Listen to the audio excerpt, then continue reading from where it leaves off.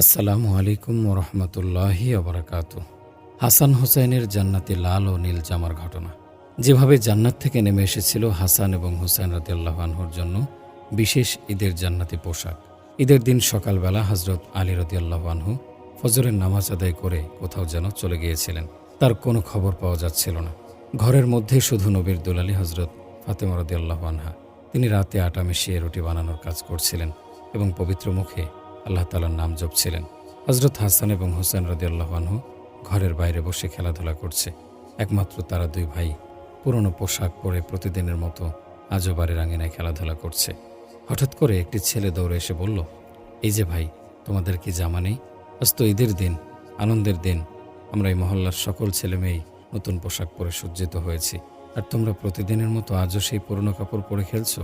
ছোট ছেলে হজরত ইমাম হাসান ও হোসেন রাদিয়াল্লাহু আনহু। এত সব বোঝার বয়স